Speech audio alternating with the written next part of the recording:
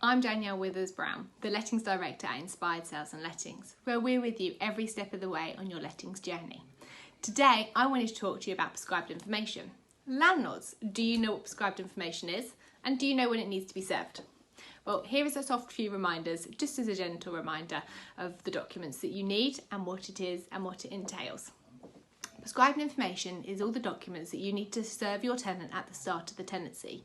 This way it makes sure that you are compliant should you ever get audited, checked, or possibly tenant takes you to court and obviously you've done all your due diligence at the start of the lease. With regards to the prescribed information, here are the documents that you must make sure you supply your tenant at the start of the tenancy to avoid any fines or anything that can come back and bite you on the bum, because we're all here to make money, not lose money. Okay? Right, first of all, you need to make sure you give your tenants the How to Rent Guide. The latest edition can be found on the government website. EPC, you need to make sure that your tenants are supplied with a valid energy performance certificate with a minimum rating of an E. Not below an E, above an E. Gas safety certificate. This is checked for all the gas appliances and is checked every 12 months on the property. So gas hob, oven, fire, boiler, all of those necessarily things need to be checked. Okay, and the gas certificate is valid for 12 months. EICR, Electrical Inspection Certificate Report. Very similar to the gas safety certificate, but it checks all the electrics in the property.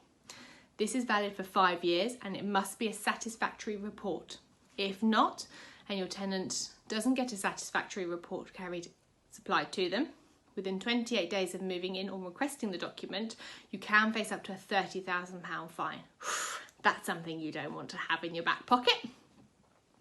Smoke alarms. Do you know that you must have a smoke alarm on each floor of the property? So on a house, if it's got a ground floor and a first floor, there must be one on each level. Make sure they are checked and tested before the tenant moves in. And last but not least, an inventory. Why an inventory? It's unfurnished, you say. The reason you do an inventory is because how you give the property to the tenants is how you expect it back, subject to fair wear and tear. If you don't have a documentation of how the property was handed to the tenants at the start, this could come back and bite you in the arse should you wish to make any deductions from the tenant's deposit. At the end of the day, like I said, we're here to make money, not here to lose money. You want to make sure yours is as detailed as possible at the start of the tenancy because evidence is key.